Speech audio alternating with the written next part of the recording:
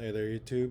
James here, and with the NA Territorial Championships coming up this weekend in Chicago, I thought I'd make a tier list video of some of the decks that you might see going to the event and some of the decks that I thought would have a higher chance of winning and what I thought of them. So for the tiers, we have tier 1, which I think are going to be mostly represented in Top Cut and have a higher chance of winning the event. 1.5, the ones that I think are you'll see here and there in Top Cut, but have a lower chance of then winning tier 1. Tier 2 are the more roguish options with like maybe 1 or 2 in Top Cut here and there, but a much lower chance of winning the event. And NA are just the decks I don't think are too viable. And then we also have like a tier S, which I think are just going to be like tier 1s with like something to kind of push them above the edge of the competition. Going into the event though, I do think a lot of the decks are going to be pretty similar in power levels to each other, just because I think the format is pretty wide open and a lot of the decks kind of do the same similar things. So you're going to see most of these decks hovering around the 1.5 area. Starting off, we have libromancers. I would put them in tier 2. I haven't tested the deck too much, but it seems to me like they're more of like a combo deck that you always need to acquire like a libromancer and some other name, which usually doesn't, and I don't think their ceiling is too high. A lot of decks will just end on like a weak Hulk board with like a trap card to negate like Dark Ruler or Droplets, which I don't think is that great going into the event. I am kind of interested in some of the punk variants and such. I think they do have some potential, but I also think you're giving up some consistency by adding these cards in, and the ceiling that you get from it isn't really too rewarding. It's just one extra negate. You still lose to a lot of the same stuff like some of the other decks would. Like you're still losing to like Omni negates and mine or like droplet mine and such. But yeah, for those reasons, I'll probably put it in tier 2. I do think there's room to explore with the deck, and they can easily be like tier 1, 1.5 if someone finds like a build to break it. Yeah, moving on, predaplant. Actually, I want to talk about Despia first before predaplant. Despia going into the event, I think it's going to be one of the more represented decks. It's really popular, I would say, in more so in European events, which uh, like we always see a bunch of them in Top Cut here and there. It does seem to be less popular in the NA events, usually leaning towards more punk and combo decks. But overall, along with Sword Soul, it does seem to be one of two of the most represented decks. That being said, I'll put it in tier 1. I think your build really depends for Despia, but I also think there's like a lot of room to work with. There's a lot of variants that are viable, and it has like one of the highest ceilings in the game, and usually ending on like 5 forms of interruption if they go uninterrupted. And they also break boards really well going second. Usually like, and they could usually break like a lot of boards, not including Scythe. As long as like they only end on like a couple Omni negates and like a couple forms of interaction.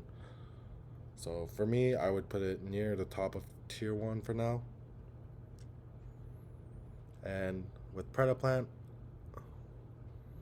I would say predaplant is near the top of 1.5 or bottom of 1 for me. So for predaplant, it plays some cards to help fix uh, like what Despia loses to. You take a like the Frightfur package to put in a predaplant engine, which requires you to like have less cards to start playing with, which is why a lot of decks are able to play cards like Cross Out and Prosp as well, which definitely help with the consistency, but you're giving up a little bit of power. But overall, it doesn't really fix the full problem with Despia, I would say. A lot of times you are still losing to Ash if you don't see Cross Out or Called By, and you lose a little bit harder to some other stuff as well.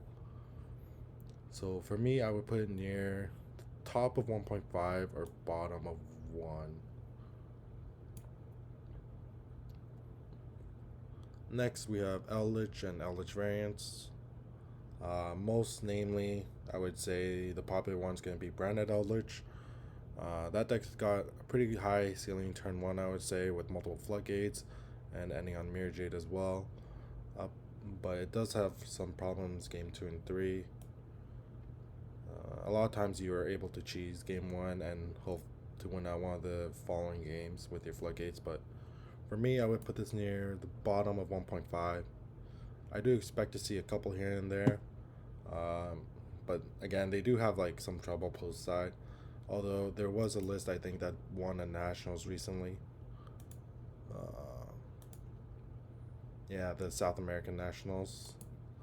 I definitely expect to see it. I mean, if you don't have back row hate in your side deck, you're definitely gonna lose to it. So, for me, I would put it near the bottom of 1.5 or so, maybe in the middle, and I would definitely expect to see it.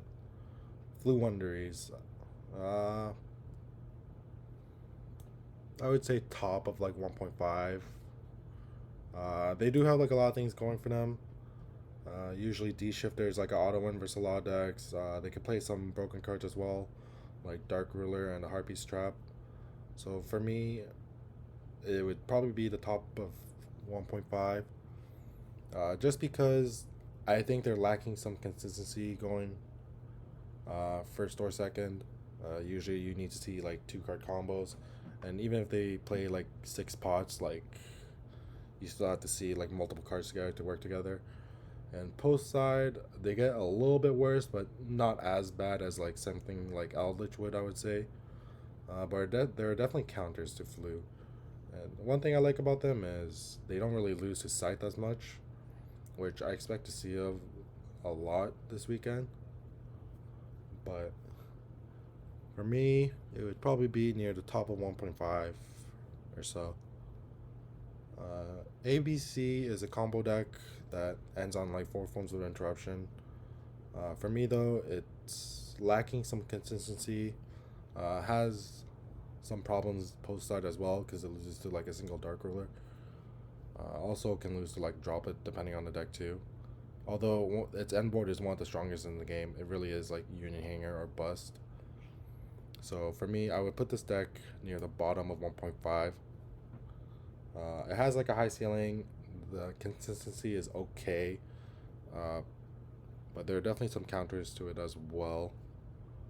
Namely, Droll, Dark Ruler are often blowout cards. Drytron. Drytron is a deck I kind of value highly, surprisingly, just because it checks a lot of the check marks for me. It has like high consistency, high power. It's able to play going second pretty well versus a lot of decks. But although I would say you're gambling a lot of times versus the other combo decks, uh, it would probably be near the bottom of tier 1 for me. Uh, just because you are kind of gambling with some of the other combo decks as well. And I feel like you would have to win a lot of die rolls or have something in your main deck, something like multiple mines to try and combat that. But looking at some of the events, YCS Hartford, we saw Justin Singh come third with the build with set rotation and mines, and even the UK winner played, I think, mine and set rotation as well. Although his end board was a little bit lacking for me, I think, but I'm not too sure what his end board was actually. But for me, I actually do kind of value it highly. I do think you're going to see some that go pretty deep into top cut. Uh, Although I do think they do have to win a lot of die rolls versus specifically the punk decks, but versus like the other matchups, they can kind of lose it, which is fine. Marinecis and Adagnisters are 2 decks that I am not too familiar with, but their ceiling seems to be a little bit low. For me, I think I would put them at the bottom of tier 2. I wouldn't really expect to play more than 1 or 2 of these at an event. They do similar things, which is kind of why I'm grouping them together, where they kind of set up like a boss monster with like interruptions, either in the form of hand traps or like built-in engine cards.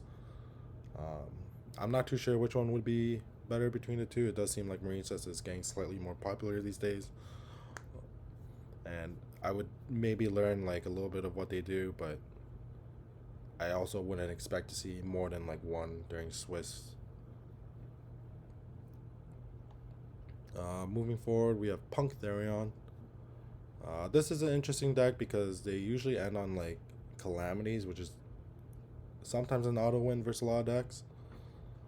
I do think they're lacking a lot though, like especially in the consistency department. Uh, Usually you need like multiple cards to go together, and you need to have like a Therion engrave or see a Zeoman and have Foxy Tune resolve, which is why I'd probably put this near top of tier 2 or so. Yeah, there was a version that did win one of the bigger nationals, I believe, German nationals.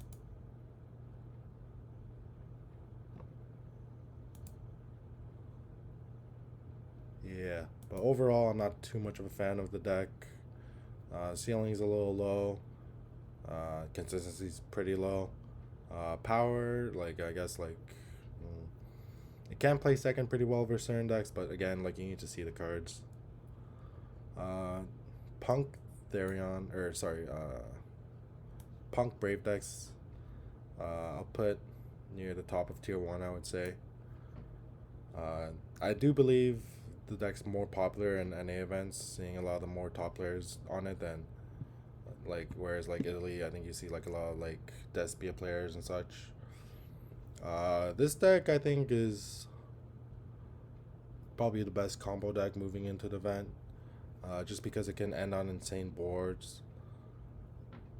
And it has like high consistency. It can play going second with like a lot of hand traps. Some things though, like I do think like you have to be playing some kind of variant though. Like I don't think just playing regular, ending on like Hulk, Dagda, Hard Red or something is enough. Uh, you usually have to have like either like a higher ceiling or something to go along with it, like maybe with the Eldritch engine. I did kind of like the Eldritch engine that, or the Punk Eldritch deck that won one of the nationals earlier, I believe, on Switzerland nationals. Yeah, yeah, Punk Brave Eldritch, just because it has like a built-in engine out to mine too. It has like high consistency. It can play second. It doesn't have like as high as a ceiling compared to like maybe a Mirror version, but yeah, overall I do kind of like the deck, and definitely want the top decks to beat going into the event. Striker, I would say is like in the middle of 1.5. Striker is a deck that can go pretty deep in the top cut, and it usually has like a high conversion rate of like players playing it and players topping. Usually because the players playing it are the ones that stick to Striker the most and do pretty well with it.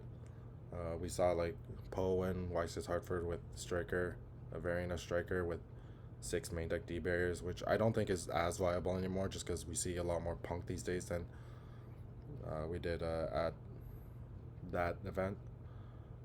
It's a deck that you really have to tailor towards the meta, but it can definitely go deep if you play it correctly.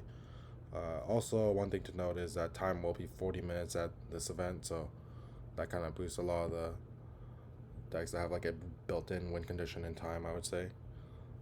Striker, I would expect to maybe see like 1 or 2 in top cut or during Swiss, and a couple to top. Just because depending on how you build the deck, they can counter the meta, but at the same time, they're also lacking like power, and they do get a lot worse game 2 and 3. Dragonlink, it has risen a lot in popularity actually, but for me, I would put it at the top of tier 1.5 or so. It has like a high ceiling, but it really depends on the deck you're playing versus. The deck you have to play like built-in soft bricks like boot sector launch, ravine, etc. Most namely, people are playing the Brave engine with it, so you're ending on like 1 or 2 Omni negates, Borland or spheres with like Snow engrave, which is usually good enough to beat other decks, and it can play a certain amount of hand traps, which is nice too. I do think it's not the best for a big event though, just because you are playing like so many soft bricks. That's why I would probably put it at the top of like 1.5 for now. Sun Avalon is a deck that I really want to work a lot better, to be honest, but I do think they're missing a little bit something. Although the UK Nationals had like an interesting punk variant build that came second, and that kind of fixes some of the problems. It has like one of the best turn one boards if it goes first, ending on like Naturia, the one that you're only allowed to use one spell or drop, and then Regulus, so you can't play any, and then Brave if they end on that too, and a bounce and a effect negation too. It could play some amount of hand traps, maybe not as much as like some of the other decks, but it's an interesting deck. I would probably put it near, I guess, closer to the bottom of like 1.5, just because it does lose to some stuff as well, and the deck itself is still unrefined. I do think if someone maybe refines a list, it could definitely work out, and it could easily be like tier 1. Sword Soul is a deck that I personally don't like too much, but you always see a lot in Top Cut and Swiss, so going to event, like even now, like the weeks leading up to event, you still see tons of like Sword Soul and Despia. For me, I think it's a little bit lacking, and it just auto loses to like certain cards like Token Collector and Nib. For me, it would be near the bottom of tier 2, just because I'm not too much of a fan of the deck, but usually because like just the sheer popularity and such, it could go pretty deep in an event, and you definitely still need to respect it. Like if you aren't playing cards like Token Collector and Nib, like you're probably gonna lose to the deck. Good. Lastly, we have Brigade. Uh, so the most recent lists have been like the Rescue Cat list, where they play like 17 hand traps plus, and they end on like a decent end board, but not quite good enough. I would put this at the bottom of tier 1.5, tier 2, even. Uh, they can play going first and second, but their ceiling is a little bit lacking. Going to event, I wouldn't expect more than like seeing one of these. And yeah, so that's my tier list for the NA Championship 2022. Like I said, a lot of the decks between 1 and 1.5 are easily interchangeable, I believe. And like there are definitely some other decks that you might see, but most of them are probably not viable. A lot of the ones in tier 2 I don't think are too viable as well. Maybe like these 3 as well. But you're definitely going to see a couple of them, which is why I think I put them in tier 2. For tier S, there's no one deck I think has a clear-cut edge against the rest, which is why it's kind of blank for now. But some of the decks that I think can like hit it are going to be Punk, Despia, maybe this one as well. Just because of maybe depending on the way you build your deck, it can that can like kind of push them separately from the competition, I think. Yeah, and that's all for now. Let me know what you guys think. Good luck to those coming and playing this weekend in Chicago, and let me know what deck you guys think will win the event.